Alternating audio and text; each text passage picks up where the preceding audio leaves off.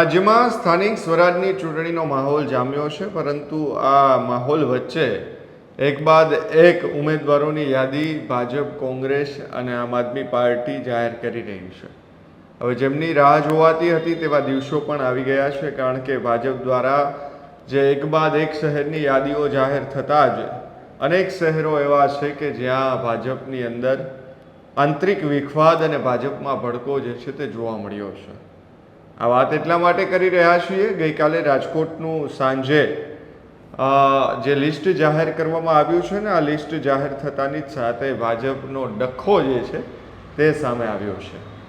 રાજકોટની અંદર આમ તો કહેવાય છે કે શિસ્તબદ્ધ પાર્ટીની અંદર ક્યારેય કોઈ આંતરિક વિવાદ હોતો નથી, પરંતુ રાજકોટનું લિસ્ટ જાહેર થયું અને વોર્ડ નંબર 13ના નીતિન રામાણી છે તેઓ સીધા જ કમલમ ખાતે સાંજે પહોંચી ગયા સમર્થકોની સાથે।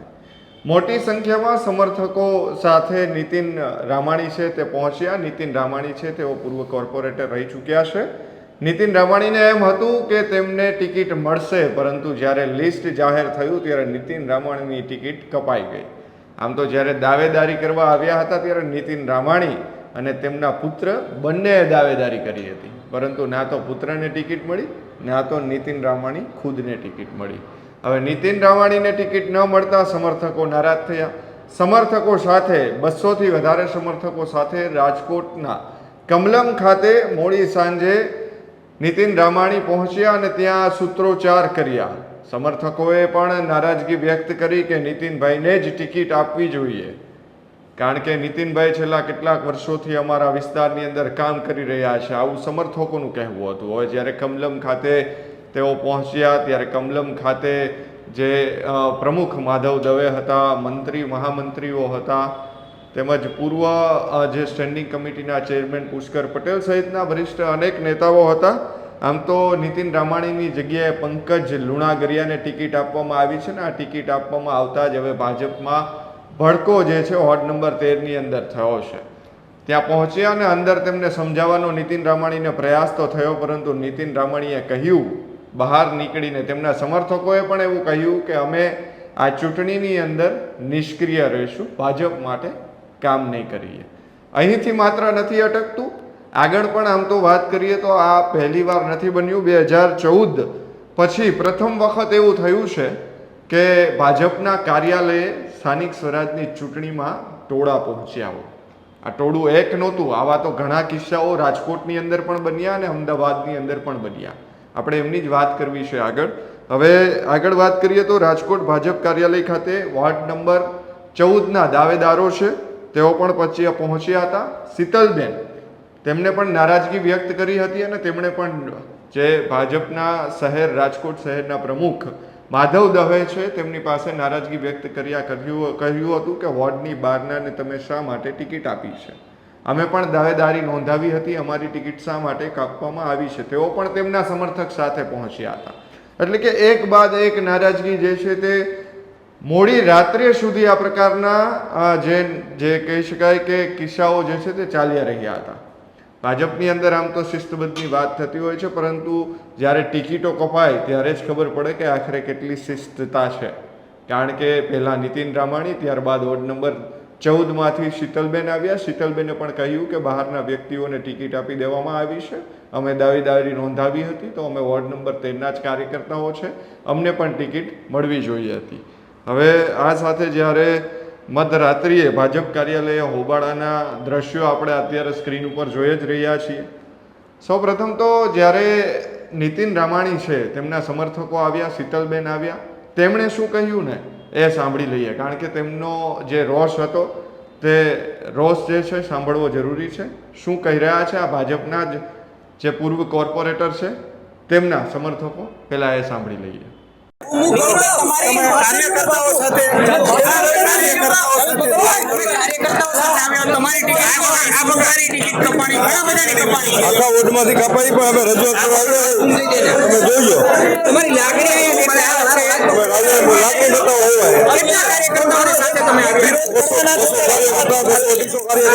તાત્કાલિક 10 મિનિટની અંદર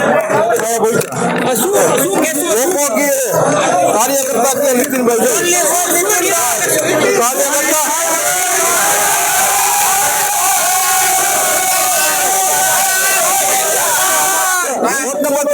નીતિન રામાણી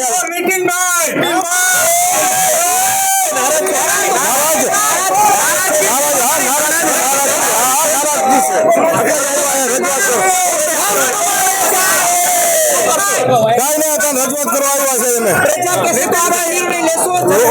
લોકો કેમ કરશું લોકો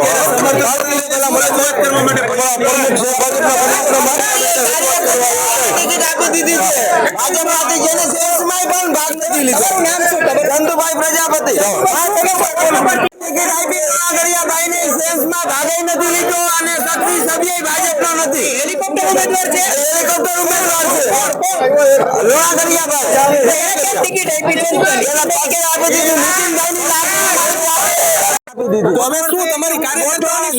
બીજું કઈ નહીં. અમારે નીતિનભાઈ ઓનલી ફોર નીતિનભાઈ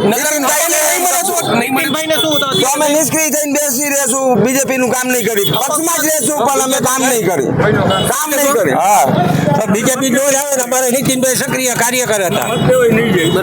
દેવાય તો પછી હવે તો અહીંયા આટલો વિરોધ થયો, હવે સમજી લ્યો. અમારો બીજો કોઈ વિરોધ નહીં. નીતિનભાઈ ની સાહેબ વોર્ડ નંબર 13 માં 108 ની છે અને અમારે 108 ની સાહેબ જોઈ છે. અમારે 108 જોઈ છે. તો આ હતા નીતિન રામાણી તેમજ શીતલબેન. તેમણે કહ્યું કે જે અમારી નારાજગી છે તે નીતિનભાઈની ટિકિટ કપાય છે તેમને લઈને છે. તેઓ સૂત્રોચ્ચાર સાથે પહોંચ્યા હતા. કહ્યું અમે નિષ્ક્રિય રહીશું, અમે ભાજપ માટે હવે કામ નહીં કરીએ. ત્યારે આવો જ મોડી રાત્રે એક બીજો બનાવ પણ સામે આવ્યો વોર્ડ નંબર 13ની અંદર કે જે હેમુભાઈ પરમાર ને ટિકિટ ન મળતા તેઓ પણ સમર્થકો સાથે ત્યાં પહોંચ્યા હતા. એટલે કે એક બાદ એક ઘટનાઓ આ પ્રકારની સામે આવી રહી હતી. હવે હેમુભાઈ પરમાર જે છે તેમાં ટિકિટ માટે દાવેદારી પણ નોંધાવી હતી. દાવેદારી નોંધાવ્યા બાદ રાહ જોવાઈ રહી હતી કે લિસ્ટ આવે ને લિસ્ટમાં તેમનું નામ પણ ઉમેદવાર તરીકે જાહેર થાય, પરંતુ તેમનું નામ ઉમેદવાર તરીકે જાહેર થયું નહીં અને આખરે ટિકિટ કપાતા મોડી રાત્રે આ રાજકોટ ભાજપના કમલમ ખાતે આ પ્રકારના દ્રશ્યો છે તે મોડી રાત સુધી જોવા મળ્યા હતા. એક બાદ એક વોર્ડના કાર્યકર્તાઓ જે દાવેદારી કરી હતી તે લોકો તેમના સમર્થકો સાથે પહોંચી રહ્યા હતા, નારાજગી વ્યક્ત કરી રહ્યા હતા, સમજાવવાનો પ્રયત્ન ચાલી રહ્યો હતો, પરંતુ અનેક લોકોને અંદર કેબિનમાં બેસીને સમજાવવાનો પ્રયત્ન થયો. સમજાવવાના પ્રયત્નની અંદર કોઈ પરિણામ મળ્યું નહીં. હવે આ પરિણામ ન મળતા આવનાર દિવસોની અંદર શું થઈ શકે છે, ભાજપને કેટલું નુકસાન થઈ શકે છે તે પણ સવાલ જે છે તે ઉઠી રહ્યા છે. કારણ કે મેં કહ્યું કે હેમુ પરમારની ટિકિટ કેમ કાપવામાં આવી, તેમના સમર્થકો જે છે તેમાં પણ હોબાળો જે છે તે તેમણે કર્યો હતો. ઉમેદવારોની જાહેર થતાં જ ભાજપની અંદર એક સાંધેને બાર તૂટે તેવી સ્થિતિ જે છે તે જોવા મળી રહી હતી. રાજકોટના ભાજપના ઉમેદવારોના નામ જાહેર કરાયા બાદ આ પ્રકારના કિસ્સાઓ જોવા મળ્યા હતા. માત્ર રાજકોટ નહીં પરંતુ અમદાવાદની પણ આ જ પ્રકારની ઘટના અમદાવાદમાં બની હતી. અમદાવાદમાં ચાંદખેડા વિસ્તારના જે વોર્ડના પૂર્વ મહામંત્રી છે વિનોદ વ્યાસ, તેમની ટિકિટ કપાતા તેઓ પણ ધારાસભ્ય અલ્પેશ ઠાકોર છે તેમને ત્યાં ઉગ્ર રજૂઆત કરવા માટે પહોંચ્યા હતા. શા માટે મારી ટિકિટ કાપવામાં આવી? સવાલ તો એક જ હોય બધા પાસે કે શા માટે મારી ટિકિટ કાપવામાં આવી. એટલે આ પ્રકારના જે આંતરિક વિખવાદ છે તે ટિકિટોનું લિસ્ટ જ ઉમેદવારોનું લિસ્ટ જ જાહેર થતા જોવા મળ્યા હતા.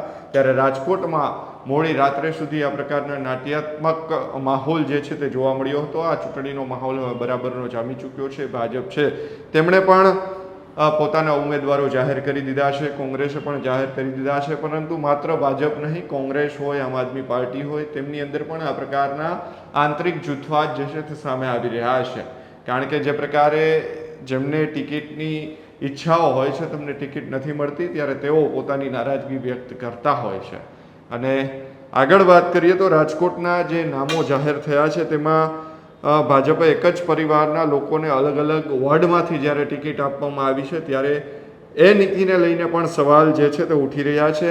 જો આ ઘટનાની વાત કરીએ તો વોર્ડ નંબર 6માં ધર્મિષ્ઠા નાનજીભાઈ પરમાર છે તેમને ટિકિટ આપવામાં આવી છે, જ્યારે વોર્ડ નંબર 15માં મૌલિક સંજયભાઈ પરમારને ટિકિટ આપી દેવામાં આવી છે. એટલે કે એક જ પરિવારના બે વ્યક્તિને અલગ અલગ વોર્ડમાંથી જ્યારે ટિકિટ આપી દેવામાં આવી છે ત્યારે અનેક સવાલો ઊભા થઈ રહ્યા છે. આમ તો ટિકિટો માટે પોતે જે વિરોધ પ્રદર્શન કરી રહ્યા હતા તેઓ પણ સવાલ ઉઠાવી રહ્યા છે.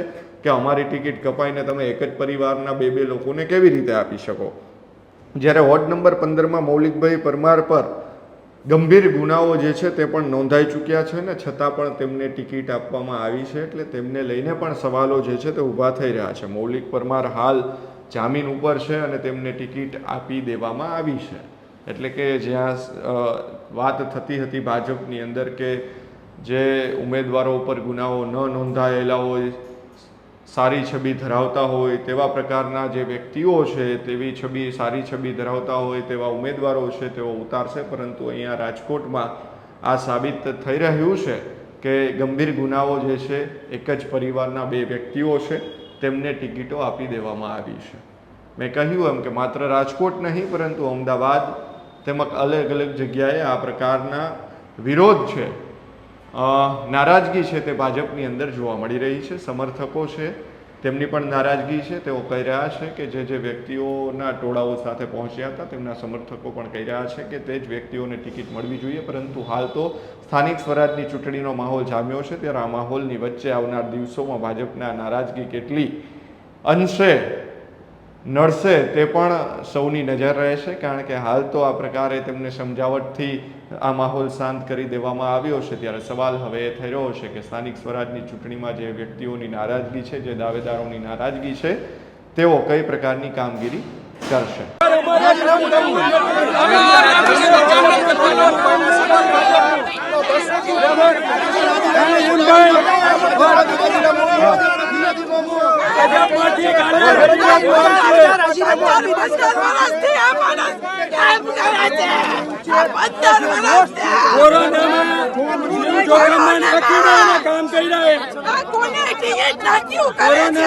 જોખમ નાખીને કામ કરી